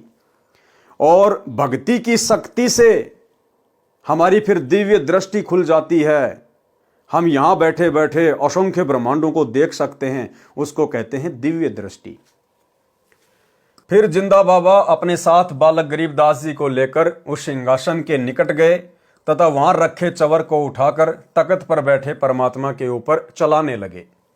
बालक गरीबदास जी ने विचार किया कि यह है परमात्मा और ये बाबा तो परमात्मा का सेवक है। उसी समय तेजो में शरीर वाला प्रभु सिंहासन त्याग कर खड़ा हो गया और जिंदा बाबा के हाथ से चवर ले लिया और जिंदा बाबा को सिंहासन पर बैठने का संकेत किया। जिंदा वेशधारी प्रभु असंख्य ब्रह्मांडों के मालिक के रूप में सिंहासन पर बैठ गए। पहले वाला प्रभु जिंदा बाबा पर चवर करने लगा। संत गरीबदास जी विचार ही कर रहे थे कि इनमें परमेश्वर कौन हो सकता है। इतने में तेजोमय शरीर वाला प्रभु जिंदा बाबा वाले शरीर में समा गए। दोनों मिलकर एक हो गए। जिंदा बाबा के शरीर का तेज उतना ही हो गया जितना तेजोमय पूर्व में सिंहासन पर बैठे सत्य पुरुष जी का था। अब यह लीला परमात्मा ने क्यों दिखाई आदरणीय गरीबदास जी महाराज जी को? ये इसलिए दिखाई भाई और बहनों, ताकि वर्तमान की इस बिचली पीढ़ी में आप और हम भगत भाई बहन अपने गुरुदेव भगवान पर तनिक भी शंका ना करें। गुरुदेव भगवान तो अपने आप को छुपाएंगे इस ज्ञान का प्रचार करने के लिए। आप और हमारी तुच्छ बुद्धि को देखते हुए गुरुदेव कहेंगे, मैं तो उस परमात्मा का भेजा हुआ दास हूं, मैं तो उसका नौकर हूं, मैं तो उसका प्रतिनिधि हूं। लेकिन ये जो उदाहरण परमेश्वर ने पहले ही साबित कर दिए हैं, अपने एफिडेविट तैयार कर दिए हैं, आत्माओं को सतलोक दिखा दिखाकर अपने गवाह के रूप में जो पेश कर दिए हैं, इन उदाहरणों से हमने शिक्षा लेनी है कि वो कबीर परमात्मा स्वयं ही धरती पर गुरु रूप में प्रकट होता है। स्वयं ही जिस प्रकार गरीबदास जी को लगा सतलोक में सिंहासन पर तेजोमय परमात्मा के रूप को देखकर कि भाई असली परमात्मा तो ये है और जो जिंदा बाबा मुझे नीचे से ऊपर लेकर आया है ये तो यहां का कोई नौकर है, कोई सेवक है। लेकिन आगे गरीबदास जी ने देखा कि जो सिंहासन पर जो तेजोमय रूप में बैठा है वो खड़ा हुआ और जो जिंदा बाबा था, जो नीचे से गरीबदास जी को ऊपर लेकर गया था, वो सिंहासन पर बैठ गया और पहले वाला परमात्मा जिंदा बाबा के ऊपर चवर कर रहा है। अब गरीबदास जी सोच ही रहे थे कि इनमें भाई परमात्मा कौन है। इतने में वो तेजोमय शरीर वाला परमात्मा जो जिंदा बाबा पे चवर कर रहा था, वो उस जिंदा बाबा के शरीर में समा गया और जिंदा बाबा का जो नूर था, शरीर का जो तेज था, वो उतना ही हो गया। एक रोमकूप में यानी एक बाल में 1 करोड़ चंद्रमा, 1 करोड़ सूरज, इससे भी कहीं ज्यादा मिली जुली रोशनी, और वो चंवर अपने आप हो रहा है, अपने आप। तब गरीबदास जी को समझ में आया कि भाई जो जिंदा बाबा नीचे से मुझे ऊपर लेकर आया है, जो मेरा गुरु है, जिसने मुझे प्रथम नाम के नीचे दीक्षा दी, भाई ये तो स्वयं ही असंख्य ब्रह्मांडों के स्वामी हैं, ये स्वयं ही परमात्मा है। और उसके बाद में फिर जिंदा बाबा ने गरीबदास जी को क्या बताया। आप और हम भगत भाई बहनों की शंका समाप्त करने के लिए कि कलयुग की बिचली पीढ़ी में, उस मोक्ष के प्राइम टाइम में अपने गुरु को हल्के में मत ले लेना, अपने गुरु को परमात्मा के अलावा मत मान लेना। कबीरा तेनर अंध हैं जो गुरु को कहते, और हरि के रूठे ठोर है, गुरु रूठे नहीं ठोर। यानी अपने गुरु को हमने अन्य दृष्टि में नहीं देखना है कि परमात्मा तो कोई सतलोक में बैठा है कबीर जी, और हमारे गुरु जी तो उनके भेजे हुए प्रतिनिधि हैं, उनके अवतार हैं। नहीं, बहुत बड़ी मार खा जाएंगे इस कलयुग की बिचली पीढ़ी में। हर युग में हम केवल यही तो एक गलती करते आ रहे हैं, आज उसी गलती को हमने सुधारना है। कौन सी गलती? आज से पहले हमने कभी भी गुरु रूप में आए हुए कबीर परमात्मा को परमात्मा नहीं माना। हमने केवल उनको अपना गुरु ही माना और भगवान मानते रहे, ब्रह्मा विष्णु महेश को, अन्य शक्तियों को, जिनको भी हम पहले पूजा करते थे। और ये गलती वर्तमान में भाई और बहनों आप और हमने करने से बचनी है। हमारा गुरु, हमारा कबीर, हमारा इष्ट, हमारा परमेश्वर एक ही है, सतगुरु रामपाल जी परमेश्वर। फिर आदरणीय गरीबदास जी को क्या बताया जिंदा बाबा ने। कुछ ही क्षणों में परमेश्वर बोले, हे गरीबदास, मैं असंख्य ब्रह्मांडों का स्वामी हूं, मैंने ही सर्व ब्रह्मांडों की रचना की है, सर्व आत्माओं को वचन से मैंने ही रचा है, 5 तत्व तथा सर्व पदार्थ भी मैंने ही रचे हैं, क्षर पुरुष यानी ब्रह्म तथा अक्षर पुरुष व उनके लोकों को भी मैंने उत्पन्न किया है, इनको इनके तप के बदले में सर्व ब्रह्मांडों का राज्य मैंने ही प्रदान किया है। मैं 120 वर्ष तक पृथ्वी पर कबीर नाम से जुलाही की भूमिका करके आया हूं। तब गरीबदास जी को समझ में आया कि भाई ये तो खाली गुरु नहीं, ये तो सब कुछ है। गुरु भी यही, सतगुरु भी यही, और सत्य पुरुष भी यही। और वर्तमान में भाई और बहनों आप और हमें कैसे विश्वास हो? विश्वास तो देखो हमने ज्ञान से करना पड़ेगा। बाकी हमारे विश्वास को और अधिक दृढ़ करने के लिए बहुत सारे भगत भाई बहनों के इंटरव्यू हैं, जिनको सतगुरु रामपाल जी परमेश्वर सतलोक लेकर गए, उनकी आत्मा को शरीर से निकाल कर लेके गए। जैसे गरीबदास जी की आत्मा को परमात्मा लेकर गए थे, इसी प्रकार असंख्य भक्तों को सतगुरु रामपाल जी परमेश्वर उसी विधि से सतलोक लेकर गए, हमें विश्वास दिलाने के लिए। कुछ एक इंटरव्यू हैं जो दास आपको दिखा देता है, और ये इंटरव्यू देखने के बाद में आप भगत भाई बहनों को भली भांति समझ में आ जाना चाहिए कि वर्तमान में हम उस दाढ़ी मूंछ वाली कबीर जी की फोटो को कबीर जी मानकर जो पूज रहे हैं, अपने घर पर उस फोटो को सजा के रखे हैं, दरबार में लगा के रखे हैं, जून के महीने में हम उस फोटो का कबीर प्रकट दिवस मना रहे हैं, हम कितनी बड़ी भूल कर रहे हैं। हम अपने गुरु को कबीर क्यों नहीं मान पा रहे? तो ये 2-3 इंटरव्यू छोटे छोटे हैं, जैसे ही आप इनको सुनोगे हो सकता है आपको विश्वास हो जाए। और विश्वास ना होने की भाई और बहनों वैसे तो कोई गुंजाइश गुरुदेव भगवान ने अपने सत्संगों में छोड़ी नहीं है, लेकिन फिर भी परमात्मा चाहते हैं कि जब तक इन आत्माओं को यह दृढ़ विश्वास नहीं होगा कि मेरा गुरु ही कबीर है, मेरा गुरु ही परमात्मा है, तब तक इनकी बात इस कलयुग की बिचली पीढ़ी में भी मोक्ष वाली बन नहीं पाएगी। तो भाई और बहनों अब मौका ना चूकिए, ना तो गुरुदेव ने कोई कमी छोड़ी है और ना ही भगत भाई बहनों के इंटरव्यू के माध्यम से परमात्मा ने कोई कमी रखवाई है। सुनिए इंटरव्यू। उतार है। एक दिन मैंने खुद को ही प्रश्न पूछा, तो चलो एक बार टेस्ट करके देखते हैं कि सच में संत रामपाल जी कबीर साहब क्या उतारे क्या। तो सितंबर 20, 2020 में संत रामपाल जी महाराज मेरे सामने प्रकट हुए रात को 3:30 बजे और मेरा हाथ पकड़ के मुझे बोला, बेटा तू चल मेरे साथ। तो सतलोक लेके गए और सतलोक में उन्होंने दिखाया कि देख ले, मैं सिंहासन पे बैठा हुआ वो मैं ही हूँ और जो मैं धरती पर हूँ वो भी मैं ही हूँ। तो तेरी शंका अब दूर हो गई है, तू मुझे पहचान ले बेटा, ये भक्ति मत छोड़। और ये मैं साक्षात परमात्मा ने दर्शन दे के मुझे बताया कि मैं खुद ही कबीर आया हूँ। रामपाल जी महाराज जी ने मुझे कबीर साहिब जी के सिंहासन के पास ले गए और वहां पर बंदीछोड़ गुरु रामपाल जी महाराज जी कबीर साहिब के सिंहासन के साइड में खड़े हो गए और मैं उनके सामने कबीर साहिब के सामने खड़ी थी। तो क्या हुआ, देखते ही देखते क्या हुआ कि बंदीछोड़ सतगुरु रामपाल जी महाराज कबीर साहिब के शरीर में समा गए और फिर अकेले कबीर परमात्मा रह गए। फिर कबीर परमात्मा का शरीर बंदीछोड़ सतगुरु रामपाल जी महाराज जी के रूप में चेंज हो गया। फिर बंदीछोड़ सतगुरु रामपाल जी महाराज जी कबीर साहिब के रूप में चेंज हो गए। फिर तब मुझे वहां पर समझ आया कि जो बंदीछोड़ सतगुरु रामपाल जी महाराज जी हमारे बीच यहाँ धरती पर रह रहे हैं, ये ही खुद कबीर परमात्मा है और यही भगवान है जिसे मैं बचपन से तलाश रही।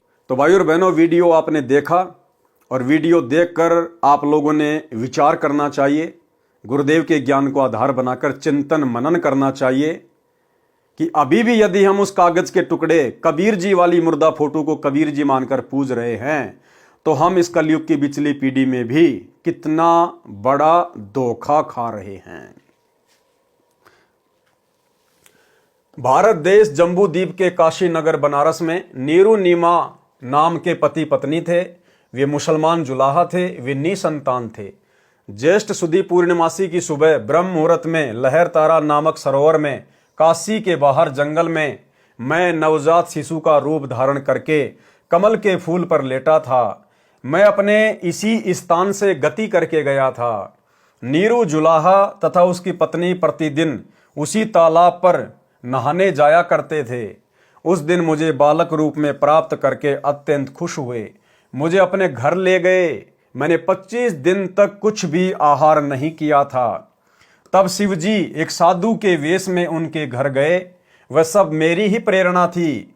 शिव से मैंने कहा था कि मैं कंवारी गाय का दूध पीता हूं। तब नीरू एक बछिया लाया। शिव को मैंने शक्ति प्रदान की। उन्होंने बछिया की कमर पर अपना आशीर्वाद भरा हाथ रखा। कंवारी गाय ने दूध दिया, तब मैंने दूध पिया था। मैं प्रत्येक युग में ऐसी लीला करता हूं जब मैं शिशु रूप में प्रकट होता हूं, केवल उस समय जब यह परमात्मा शिशु रूप में प्रकट होता है।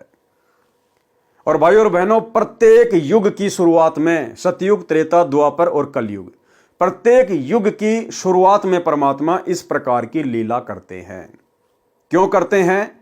क्योंकि वेदों में परमेश्वर की महिमा लिखी हुई है कि जब वो परमात्मा शिशु रूप में पृथ्वी पे प्रकट होता है, अपनी अच्छी आत्माओं को मिलता है, उनको ज्ञान उपदेश देता है, उस समय उस परमात्मा के परवरिश की लीला कंवारी गायों के दूध से होती है। तो वेदों में लिखी हुई अपनी महिमा को सत्य साबित करने के लिए परमेश्वर चारों युगों की शुरुआत में इस प्रकार की लीला करते हैं। अन्य ना जाने परमात्मा करोड़ों अरबों बार प्रकट हो चुके हैं, होते रहते हैं, होते रहेंगे। तो बार बार परमेश्वर को कंवारी गायों का दूध पीने की आवश्यकता नहीं पड़ती है। तब कंवारी गायों से मेरी परवरिश की लीला हुआ करती है। हे गरीबदास, चारों वेद मेरी महिमा का गुणगान करते हैं। वेद मेरा भेद है, मैं ना वेदन के माही, और जिस वेद से मैं मिलूं वह वेद जानते नहीं।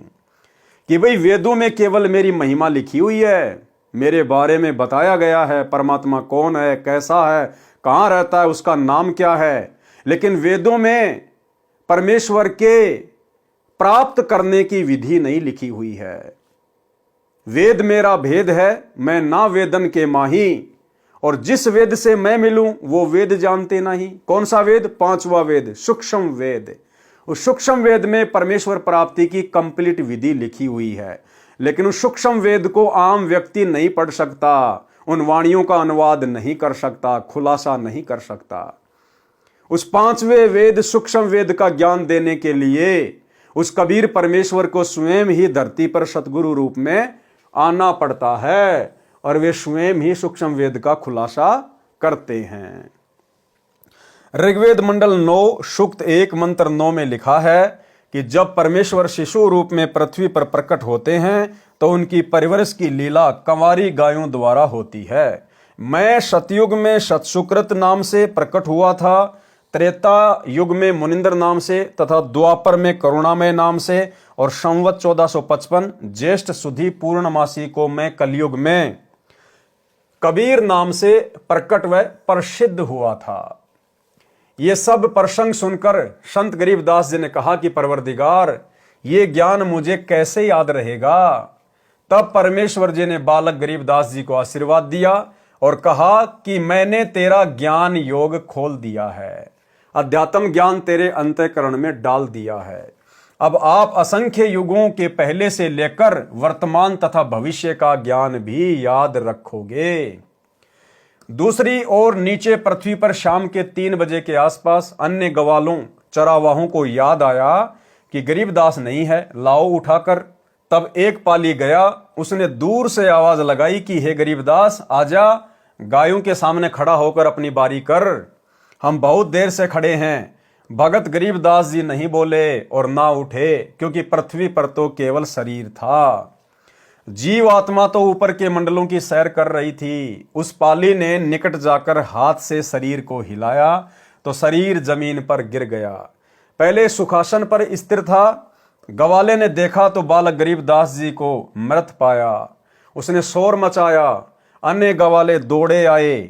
उनमें से एक गांव छुडानी की ओर दौड़ा। छुडानी गांव से गांव कबलाना के रास्ते पर वह जांडी का वृक्ष था जिसके नीचे परमेश्वर जी जिंदा रूप में गरीबदास जी तथा अन्य पालियों के साथ बैठे थे।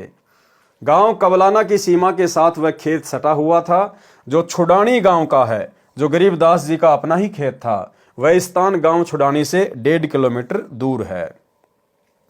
गांव छुडानी में जाकर उस पाली ने गरीबदास जी के पिता माता नाना नानी को सब हाल बताया कि एक बाबा ने कंवारी गाय का दूध जादू जंत्र करके निकाला। वह दूध हमने तो पिया नहीं, बालक गरीबदास जी ने पी लिया। हमने अभी देखा तो वह मर चुका है। बच्चे के शव को चिता पर रखकर अंतिम संस्कार की तैयारी कर दी। उसी समय परमेश्वर जी ने कहा, हे गरीबदास आप नीचे जाओ, आपके शरीर को नष्ट करने जा रहे हैं। संत गरीबदास जी ने नीचे देखा तो ये पृथ्वी लोक सत्य लोक की तुलना में नरक लोक के समान दिखाई दे रहा था। संत गरीबदास जी ने कहा, हे प्रभु मुझे नीचे मत भेजो, यहीं पर रख लो। और एक सत्संग में भाइयों और बहनों पूज्य गुरुदेव जी ने बताया, सतलोक की तुलना इस गंदे पृथ्वी लोक से की कि एक सूअर वो सारा दिन क्या करता है, गंदी नाली में नाक रगड़ता रहता है, बिष्टा खाता है। और उस सूअर की आत्मा को यदि एक दिन के लिए किसी राष्ट्रपति या प्रधानमंत्री के शरीर में प्रवेश करा दिया जाए और सारा दिन वो क्या क्या सुख भोगेगा, 5 स्टार होटल में खाना खाएगा, एरोप्लेन में यात्रा करेगा, दुनिया भर की सिक्योरिटी होगी, दुनिया भर के नौकर होंगे, और शाम को उसे कहा जाए कि हे जीवात्मा अब आप राष्ट्रपति के शरीर को त्याग कर वापस अपने सूअर वाले शरीर में जाएं, तो भाई और बहनों क्या वो आत्मा वापस सूअर के शरीर में जाने को सहर्ष तैयार हो जाएगी? 100 बार हाथ जोड़ेगी, विनती करेगी कि हे प्रभु मुझे तो इसी के शरीर में रख लो, मुझे तो यहीं रख लो। हे प्रभु जो आनंद यहां है वहां तो सौपन में भी नहीं है। तो भाई और बहनों इसी प्रकार गरीबदास जी के माध्यम से परमेश्वर आप और हमें समझा रहे हैं कि हम जिस गंदे लोक में यहाँ के सुखों को सुख मान के और बिल्कुल स्थिर होके बैठे हैं, सतलोक की तुलना में तो नरक लोक है, नरक गंदगी का ढेर। संत गरीबदास जी ने कहा, हे प्रभु मुझे नीचे मत भेजो, यहीं पर रख लो। तब सत्य पुरुष कबीर जी ने कहा कि आप पहले भक्ति करोगे, जो साधना मैं तुझे बताऊंगा उस भक्ति की कमाई यानी शक्ति से फिर यहाँ स्थायी यानी परमानेंट स्थान प्राप्त करोगे। सामने देख वह तेरा महल है जो खाली पड़ा है, सर्व खाद्य पदार्थ भरे पड़े हैं। नीचे पृथ्वी पर वर्षा होगी तो अन्न होगा, कितनी मेहनत करनी पड़ती है, यहाँ जैसे पदार्थ पृथ्वी पर है ही नहीं। आप नीचे जाओ, प्रथम मंत्र मैंने तुझे दे दिया है, फिर सतनाम भी तुझे प्रदान करके आऊंगा। ये सतनाम 2 अक्षर का होता है, एक ओम अक्षर, दूसरा तत्, ये सांकेतिक है। फिर कुछ समय उपरांत तुझे सार नाम दूंगा। इन सर्व नामों, प्रथम नाम, दूसरा नाम तथा तीसरे नाम की साधना करके ही तू यहां आ सकेगा। मैं हरदम भगत के साथ रहता हूं, तू चिंता मत करना। अब आप शीघ्र जाइए। क्या कह रहे हैं गुरुदेव कि मैं हमेशा भगत के साथ रहता हूं। यानी भाई और बहनों, नाम दीक्षा लेने के बाद में हम भगत भाई बहनों ने कहीं भी फालतू में धक्के खाने की आवश्यकता नहीं पड़नी चाहिए। नाम दीक्षा लेने के बाद भगत के केवल 2 ही ठिकाने होते हैं। पहला ठिकाना है उसका अपना घर जहां उसका परिवार रहता है, और दूसरा ठिकाना है आश्रम जहां उसका गुरुदेव भगवान रहता है। लेकिन उन आश्रमों में केवल उसी समय जाना चाहिए जब उसके पूज्य गुरुदेव भगवान सह शरीर उन आश्रमों में विराजमान हो, अन्यथा जैसा उसका घर वैसा उसका आश्रम। मैं हरदम भगत के साथ रहता हूं, तो चिंता मत करना। अब आप शीघ्र जाइए। इतना कहकर परम अक्षर पुरुष जी ने संत गरीबदास जी के जीव को शरीर में प्रवेश कर दिया। कुल परिवार के लोग चिता में अग्नि लगाने ही वाले थे। उसी समय बच्चे के शरीर में हलचल हुई। शव को रस्से से बांध कर ले जाते हैं, वह रस्सा भी अपने आप टूट गया। संत गरीबदास जी उठकर बैठ गए, चिता से नीचे उतरकर खड़े हो गए। उपस्थित गांव के व परिवार के व्यक्तियों की खुशी का ठिकाना नहीं रहा। बालक गरीबदास ऊपर को आंखें करके परमात्मा को देख रहा था, तथा जो अमृत ज्ञान परमेश्वर जी ने उनके अंतःकरण में डाला था वह अमृतवाणी दोहों व चौपाइयों तथा शब्दों के रूप में बोलने लगा। गांव वालों को उस अमृतवाणी का ज्ञान नहीं था, इसलिए उन्होंने सोचा कि बच्चे को बाबा ने फटकार मार दी, जिस कारण से बड़बड़ा रहा है, कुछ का कुछ बोल रहा है। परंतु परमात्मा का सौ शुक्र मना रहे थे कि लड़की का लड़का जीवित हो गया। पागल है तो भी लड़की रानी देवी अपना दिल रोक कर खुश रहेगी। ये समझकर महापुरुष गरीबदास जी को पागल गांव की भाषा में बावड़िया कहने लगे। इस घटना के 3 साल के पश्चात एक गोपाल दास संत गांव छुडानी में आया, जो संत दादू दास जी के पंथ से दीक्षित था। वह संतों की वाणी को समझता था, उसके महत्व को जानता था। वह वैश्य जाति से था, यानी बनिया जाति से था।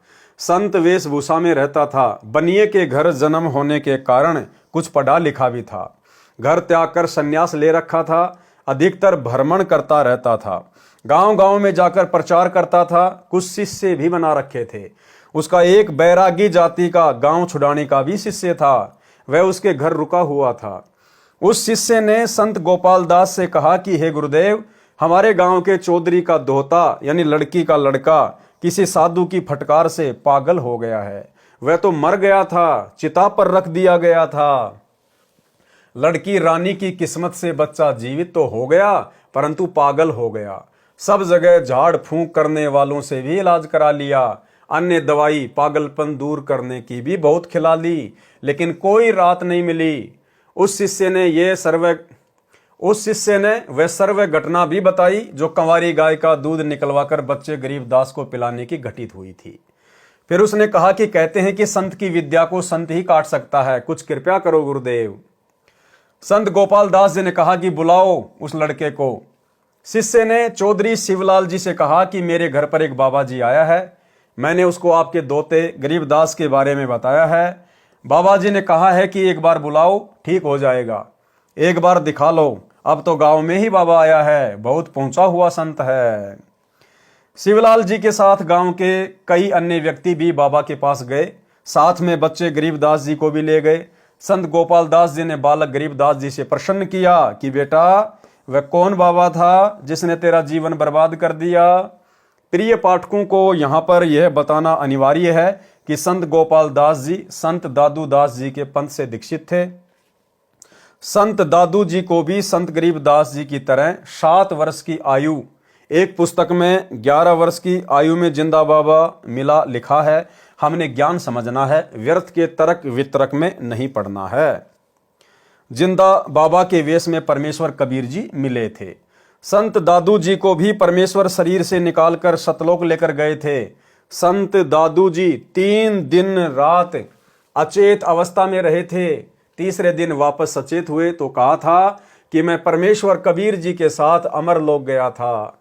वह आलम बड़ा कबीर है, वह सबको रचने वाला है, सर्व सृष्टि का रचनहार है। कहा कि जिन मोकू निज नाम दिया सोए सतगुरु हमारे, दादू दूसरा कोई नहीं कबीर सिरजनहार।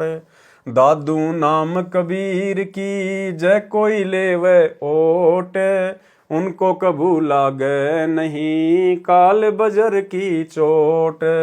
अब ही तेरी सब मिटे काल कर्म की पीर, श्वास उसास सुमर ले दादू नाम कबीर। केहरी नाम कबीर का विषम काल गजराज, दादू भजन परताप से भाग सुनत आवाज। इस प्रकार दादू जी के ग्रंथ में वाणी लिखी है। गोपाल दास इस बात को जानता था कि दादू जी को बूढ़ा बाबा के रूप में परमात्मा मिला था। दादू जी मुसलमान तेली था, इसलिए मुसलमान समाज कबीर का अर्थ बड़ा करता है, जिस कारण से काशी वाले जुलाहे कबीर को नहीं मानते। दादू पंथी कहते हैं कि कबीर का अर्थ बड़ा भगवान, अल्लाहु कबीर, अल्लाह अकबीर है। इसी प्रकार श्री नानक देव जी सुल्तानपुर शहर के पास बह रही बेई नदी में स्नान करने गए। परमात्मा जिंदा बाबा के रूप में उस समय मिले थे। उनको भी 3 दिन तक अपने साथ रखा था। सचखंड यानी सतलोक लेकर गए थे, फिर वापस छोड़ा था। एक अब्राहिम सुल्तान अधम नाम का बलक बुखारे शहर का राजा था, इराक देश का रहने वाला था। उसको भी परमात्मा जिंदा बाबा के रूप में मिले थे। उसका भी उद्धार कबीर परमेश्वर जी ने किया था। संत गोपाल दास ने बच्चे गरीबदास जी से प्रश्न किया था कि तेरे को कौन बाबा मिला था जिसने तेरा जीवन बर्बाद कर दिया। संत गरीबदास जी ने उत्तर दिया था कि हे महात्मा जी, जो बाबा मुझे मिला था उसने मेरा कल्याण कर दिया, मेरे जीवन को आबाद कर दिया। वह पूर्ण परमात्मा है। गरीब हम सुल्तानी नानक तारे दादू को उपदेश दिया, जात जुलाहा भेद न पाया काशी माहे कबीर हुआ।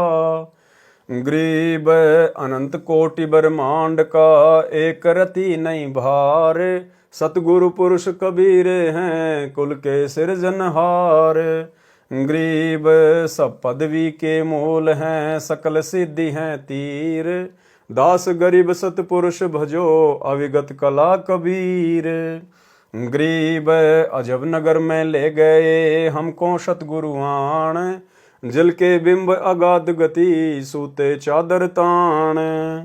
गरीब शब्द स्वरूपी उतरे सतगुरु सत कबीर, दास गरीब दयालु हैं डिगे बंधावे धीर।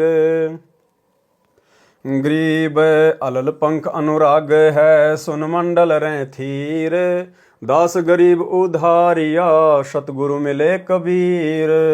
गरीब परपटन वह लोक है जहाँ अदली सतगुरु सार, भक्ति हेत से उतरे पाया हम दीदार।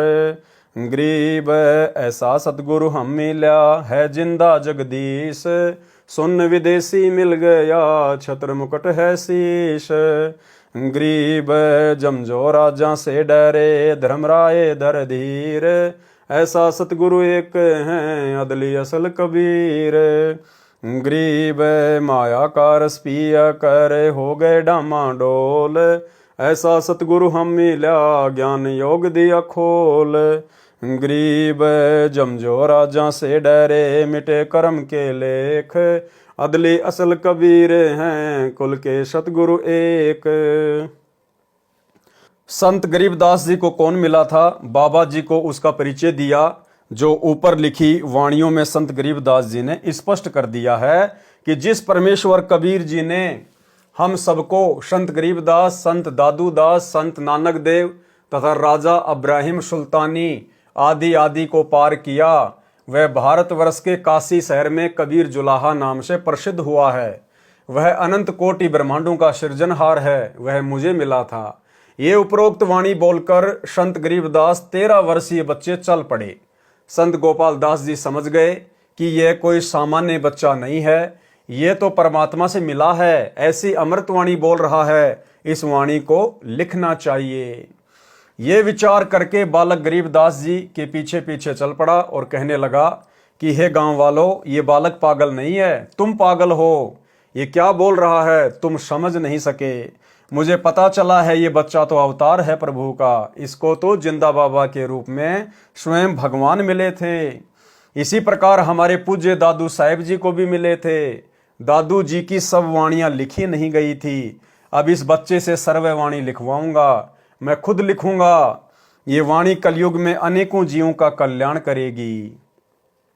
संत गोपाल दास जी के बार बार आग्रह करने पर संत गरीबदास जी ने कहा, गोपाल दास जी, यदि पूरी वाणी लिखे तो मैं लिखवाऊं, कहीं बीच में छोड़ गए तो नहीं लिखवाऊंगा।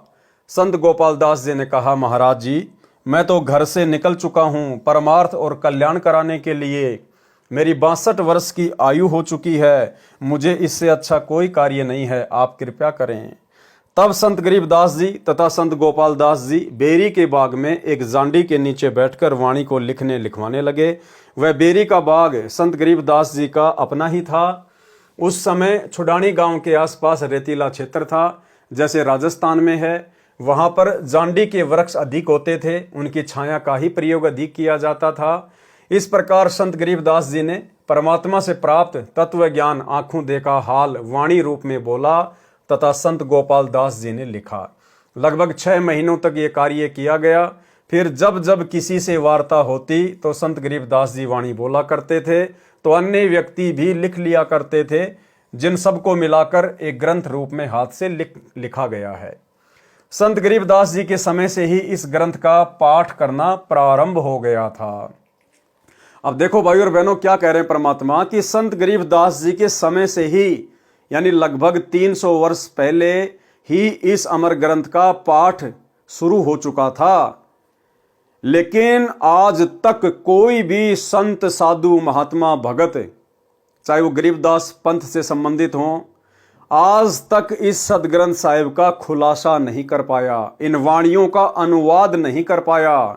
केवल पाठ ही करते रहे, वाणियां ही बोलते रहे, लेकिन अनुवाद आज तक कोई नहीं कर पाया, क्योंकि अनुवाद तो स्वयं लिखने वाले ने ही करना था।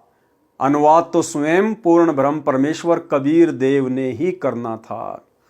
तो लिखने वाला भी गरीबदास जी के रूप में स्वयं कबीर परमात्मा ही था। और वर्तमान में जो इस अमर ग्रंथ का सरलार्थ सन 1994 से कर रहे हैं, जिसमें पूरे विश्व की सभी भाषाओं का समावेश है, इस अमर ग्रंथ को अमर पुरुष ही खोल कर बता सकता है। तो वे अमर पुरुष आज स्वयं धरती पर 8 सितंबर 1951 से सतगुरु रामपाल जी के रूप में प्रकट हैं, और जिन्होंने अपनी वाणी के अनुसार कि जब आवे 5500 पांचा तब ये वचन मेरा होगा साचा, 5000 और 500 जब कलयुग बीत जाए, महापुरुष फरमान तब जग तारन को आए। सन 1994 में सतगुरु रामपाल जी परमेश्वर जी ने अपने यथार्थ 13वें कबीर पंथ की शुरुआत की, और परमेश्वर जी ने शुरुआती समय में सन 2000 तक केवल आदरणीय गरीबदास जी महाराज जी के सदग्रंथ साहिब का ही खुलासा किया है। जब आप जिंद सत्संग 1997 में, रोहतक सत्संग, काठमंडी सत्संग जब आप ये सुनेंगे तो आपको पता चलेगा कि सन 1994 से लेकर सन 2000 तक सतगुरु रामपाल जी परमेश्वर जी ने आदरणीय गरीबदास जी महाराज जी के सदग्रंथ को आधार बनाकर ही सत्संग किए थे। संत गरीबदास जी के समय से ही इस ग्रंथ का पाठ करना प्रारंभ हो गया था। इसको कुछ वर्षों पूर्व टाइप करवाया गया था। इसके अतिरिक्त परमेश्वर कबीर जी ने जो सूक्ष्म वेद अपने मुख कमल से बोला था, उस अमृत सागर कबीर सागर से निकालकर कुछ अमृतवाणी ग्रंथ के अंत में लिखी हैं। इस पवित्र अमृतवाणी की पुस्तक को अमर ग्रंथ नाम दिया है। इस अमृतवाणी का अब सरलार्थ प्रारंभ किया जाता है। लेखक तथा सरलार्थकर्ता संत रामपाल दास, सतलोक आश्रम, टोहाना रोड, बरवाला, जिला हिसार, हरियाणा। तो भाई और बहनों, पवित्र ग्रंथ मुक्ति बोध के सरलार्थ पर आज केवल हम इतना ही लेंगे और कल रात्रि 8 बजे सभी भाई बहन एक बार फिर से दास के फेसबुक पेज पवन दास इस लाइव के ऊपर लाइव जुड़िए। इसके आगे के पार्ट में परमेश्वर ने क्या कुछ आप और हम सभी भगत भाई बहनों के लिए लिखा है उसको हम कल के वीडियो में जानेंगे, देखेंगे, समझेंगे। परमेश्वर हम सब पर इसी प्रकार से दया बना के रखें, हम सबको परमेश्वर समय दें। तो आज के वीडियो में केवल इतना ही। गुरुदेव हमें आज्ञा दें, इजाज़त दें, आशीर्वाद दें। बंदी छोड़ सतगुरु रामपाल जी भगवान की जय हो।